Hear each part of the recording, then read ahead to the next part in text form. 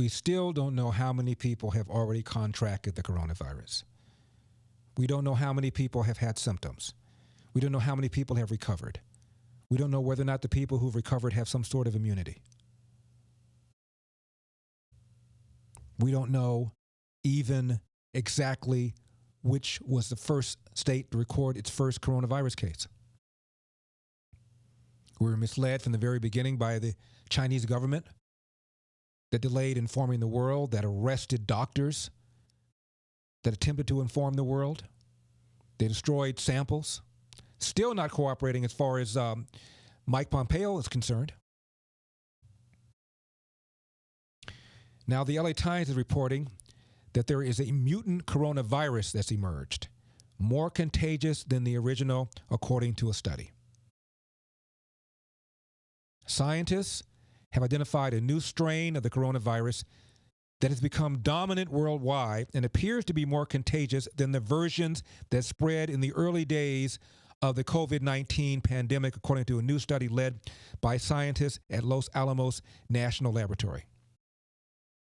This new strain appeared in February in Europe, migrated quickly to the East Coast, and has become the dominant strain across the world since mid-March, according to these scientists. In addition to spreading faster, it may make people vulnerable to a second infection after a first bout with the disease, the report warned.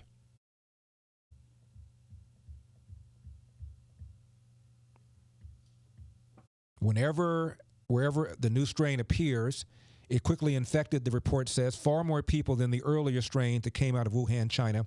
And within weeks, it was the only strain that was prevalent in some nations, again, according to the report. The new strain's dominance over its predecessors demonstrates it is more infectious, according to the report, though exactly why is not yet known.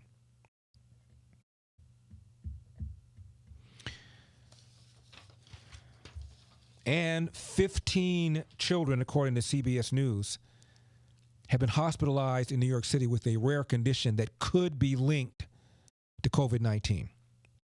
15 children between the ages of 2 and 15 hospitalized in New York City with symptoms consistent with a rare disease possibly linked to the coronavirus. Health officials said the illness has features of what's called a Kawasaki disease. That's a serious illness first noted in children with COVID-19 in the UK.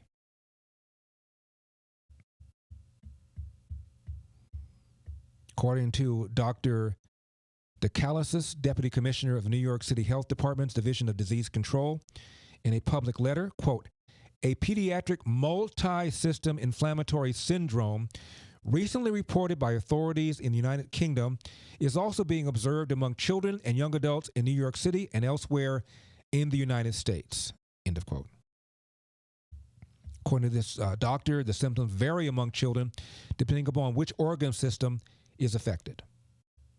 All of the children experienced a persistent fever.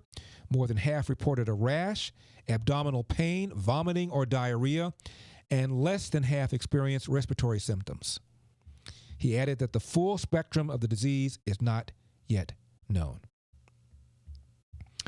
And a pediatrician in New York City told CBS last week that she was not surprised by the UK report showing a possible link between COVID-19 and Kawasaki. She said children can sometimes develop the disease after a bout with the common cold, which is caused by a different variety of bug in the coronavirus family.